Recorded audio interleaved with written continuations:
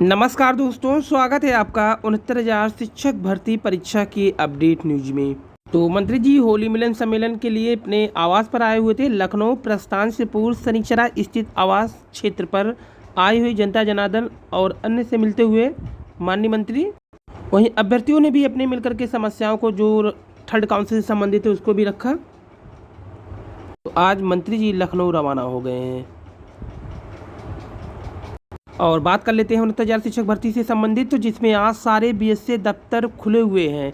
तो यहाँ पर लीगल टीम ने कहा है कि हमें 2 घंटे के अंदर यानी 10 से 12 बजे के बीच में 75 डिस्ट्रिक्ट के बीएसए से अगर आपके पास डाटा हो तो आप इस नंबर पर सेंड कर सकते हैं।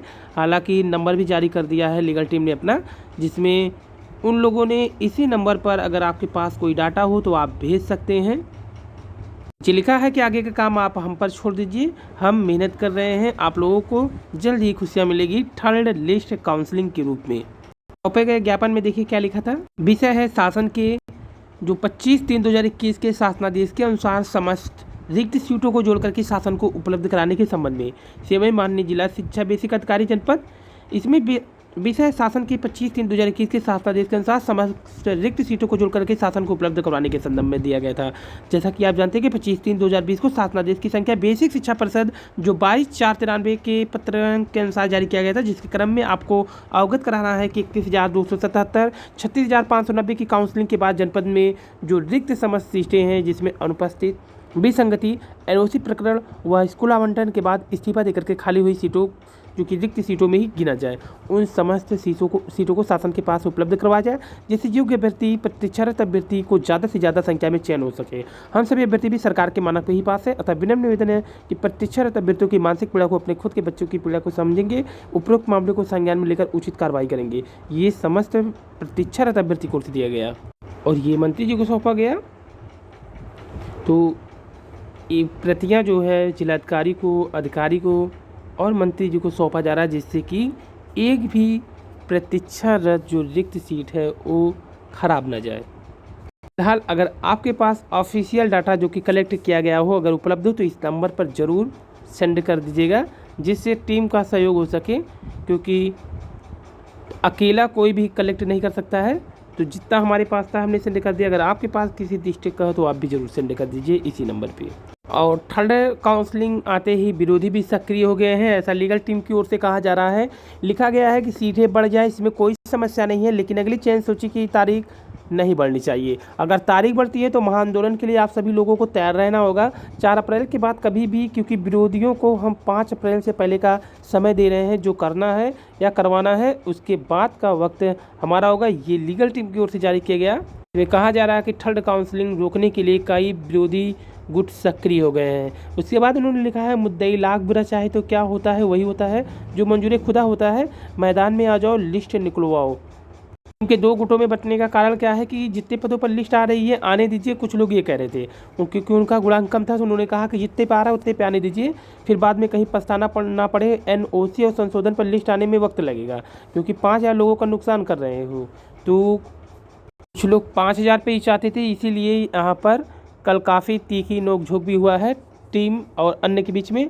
तो लिस्ट ज़्यादा सीटों पर निकलवाने और अपने भाई रंजीत यादव का साथ देने, और जिन लोगों को लगता है लिस्ट 5,000 पे आएगी वो ऐसा ना सोचे, जब भी आएगी तो संपूर्ण रिक्त पद पाएगी। ये लिखा है लीगल टीम ने। लगातार यही अपडेट दिया जा रहा था कि बड़ी अपडेट है। जस्ट NOWI यानी कि विरोधियों द्वारा लिस्ट को रुकवाने के लिए रचा जा रहा है षड्यंत्र, तथा सभी से निवेदन है कि अपनी बनी बनाई लिस्ट को जारी करवाने के लिए धरातल पर उतरकर जमीनी संघर्ष जरूर करें।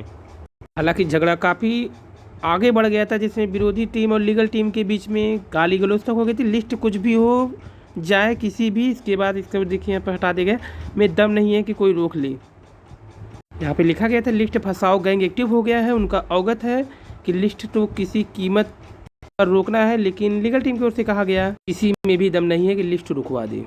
आज भी ऐसे ऑफिस खुला है, कृपया करके आप लोग जरूर हेल्प करिए ताकि अधिक से अधिक सीटों पर थर्ड काउंसलिंग हो जाए, जिसके पास जिस भी डिस्ट्रिक्ट का हो, क्योंकि सभी बीएससी ऑफिस में किसी टीम विशेष का पहुंचना संभव नहीं है। तो जब सब लोग सहयोग करेंगे तो सभी को ही लाभ होगा, क्योंकि अगर ये लिस्ट यहाँ से फंसता है तो काफ़ी लेट हो सकता है। इसलिए आप लोग सक्रिय रहिए, ज़रा सा भी ढिलाई बरतने पर लिस्ट फंस सकता है। तो जो विरोधी हैं, जो सक्रिय हो चुके हैं, उनको रोकने के लिए इस समय लीगल टीम तेज़ी से कार्य कर रहे हैं। तो जैसा भी हो सभी लोग मिलकर के लिस्ट निकलवाइए। इसके बाद गवर्नमेंट चुनाव आयोग से परमिशन लेकर के आराम से काउंसलिंग करवा लेगी, क्योंकि चुनाव जो आचार संहिता है इस पर कोई प्रभाव नहीं पड़ेगा। वहीं 51 जनपद के जो लोग अभी बचे हुए हैं, ये 12,460 के संबंध में न्यूज है। जो शिक्षक भर्ती था 12,460, जिसमें कई लोगों ने मैसेज करके पूछा था, तो बता दें कि जो सुप्रीम कोर्ट में याची बने हैं उनको छोड़कर जो बचे हैं वो अपनी संख्या यहाँ पर टीम के द्वारा एक नंबर जारी किया गया है, उस नंबर पर देने की बात कही जा रही है। 80 90 21 68 90 पर मैसेज कर बता दें। फिर टीम ने यहाँ पर लिखा है, हमें कोई पैसा नहीं चाहिए, बस इस संख्या से वहाँ 1 लिस्ट जानी है कोर्ट में, जो बहुत ज़रूरी है। तो ये 12,460 शिक्षक भर्ती संबंधी न्यूज है, जिसमें उनके टीम के सदस्य ने कहा है कि जो 51 जनपद के लोग अभी बचे हैं, 12,460 में आवेदक हैं, जो सुप्रीम कोर्ट में याची बने हैं, उनको छोड़ करके जो बचे हैं वो अपनी संख्या बता दें। उन्होंने फिर लिखा है कि इसमें किसी को कोई पैसा नहीं लिया जाएगा, बस इस संख्या को वहाँ लिस्ट 1 में कोर्ट में जाना है। वहीं तदर्थ शिक्षकों की पद घोषित नहीं है। प्रदेश के 4,500 से अधिक कैडेट माध्यमिक कॉलेज में कार्यरत तदर्थ शिक्षकों की तादाद पर पर्दा पड़ा है। माध्यमिक शिक्षा विभाग की ओर से जो आंकड़े उपलब्ध होने के बाद भी घोषित नहीं किए हैं, इस कदम से तदर्थ शिक्षक भर्ती में शामिल होने न होने का निर्णय कर सकते हैं। वही प्रतियोगियों को बड़ा लाभ मिलने की उम्मीद नहीं है। तदर्थ शिक्षकों के पद घोषित होने पर उनमें आवेदन न करने से, सेवा खत्म होने और लिखित परीक्षा न पास करने पर उनके स्थान पर अन्य प्रतियोगी चयनित हो सकते हैं। माध्यमिक शिक्षा सेवा चयन बोर्ड ने 15 मार्च को एडेड माध्यमिक कॉलेज में प्रशिक्षित स्नातक शिक्षक प्रवक्ता टीजीटी पीजीटी भर्ती 2021 का विज्ञापन जारी किया है। इसमें 15,198 पदों के लिए ऑनलाइन आवेदन लिए जा रहे हैं। चयन बोर्ड ने शीर्ष कोर्ट के निर्देश पर कॉलेजों में अस्थायी रूप से कार्यरत तदर्थ शिक्षकों को भी लिखित परीक्षा में शामिल करने का पहली बार अवसर दिया था। यदि शिक्षक लिखित परीक्षा उत्तीर्ण कर लेते हैं तो उसी पद पर वे नियमित हो जाएंगे और उत्तीर्ण होने पर उनके स्थान पर दूसरे प्रतियोगी का चयन हो सकेगा। चयन बोर्ड ने टीजीटी पीजीटी पदों का विषयवार ब्यौरा वेबसाइट पर भी उपलब्ध करा दिया है। लेकिन प्रदेश में तदर्थ शिक्षक कितने ही आंकड़ा घोषित नहीं है, बल्कि निर्देश से जो तदर्थ शिक्षक ऑनलाइन आवेदन करेंगे उनका सत्यापन जिला विद्यालय निरीक्षक से कराकर भर्ती में शामिल किया जाएगा। यानी 15 अप्रैल को आवेदन पूरा होने के बाद तदर्थ शिक्षकों की संख्या सामने आएगी। तदर्थ शिक्षकों को लाभ भी मिलेगा कि तदर्थ शिक्षक के पद घोषित न होने से शिक्षकों को ही लाभ मिलेगा। यदि उन्होंने आवेदन नहीं किया तो वे पद पर बने रह सकते हैं। ऐसे में वे शिक्षक आवेदन करेंगे जो परीक्षा उत्तीर्ण कर सकते हैं। हालांकि शीर्ष कोर्ट का निर्देश है कि सभी शिक्षकों को भर्ती में शामिल कराकर इस प्रक्रिया को खत्म कर दिया जाए, यानी कि उनको हर हाल में फॉर्म भरना है। प्रतियोगियों को नुकसान पद घोषित होने से कार्यरत शिक्षकों को आवेदन करना जरूरी होता है। वे लिखित परीक्षा में उत्तीर्ण होते हैं तो उनकी जगह प्रतियोगी का चयन होता है, ऐसा न होने से नुकसान होगा। और अब प्रधानों को गजेटेड अफसरों के बराबर वेतन मिलेगा। चुनावी अर्थ में सरकार का तोहफा, लेवल 7 के तहत 44,900 का मिलेगा वेतनमान। कैबिनेट में निर्णय के बाद कार्मिक व पंचायती राज विभाग ने भी जारी किया आदेश। तो अधिकारों में वृद्धि के साथ प्रदेश में प्रधानों की हालत भी बदलने जा रहे हैं। अब प्रधान राजपत्रित अधिकारी होंगे तथा उन्हें लेवल 7 के तहत प्रति माह 44,900 रुपये वेतनमान देने का निर्णय लिया गया है। कैबिनेट की बैठक के बाद निर्णय के कार्मिक व पंचायती राज विभाग ने आदेश जारी कर दिया। इसके लिए लोक जनप्रतिनिधि नियम में भी आवश्यक संशोधन कर लिया गया है। और हर वर्ष वेतन पर खर्च होंगे 106 करोड़ से अधिक। तो प्रधानों को विधायकों और सांसद की तरफ फिक्स वेतन मिलेगा। चूँकि प्रधानों को लेवल 7 के अंतर्गत 44,900 वेतनमान पर रखा गया है, जिस पर उन्हें वर्तमान की दर से 28% महंगाई भत्ता मिलेगा। इस लिहाज से 12,576 रुपये महंगाई भत्ता मिलेंगे। इस तरह उनका कुल वेतन 57,476 रुपये निर्धारित कर प्रस्तावित वित्त विभाग को भेजा गया। अभी प्रधानों को मानदेय के रूप में हर महीने 35 रुपये मिलते हैं। वित्त विभाग प्रस्तावित वेतन को मंजूरी दे देता है तो प्रत्येक प्रधान पर हर महीने 53,976 रुपये का अतिरिक्त भार आएगा।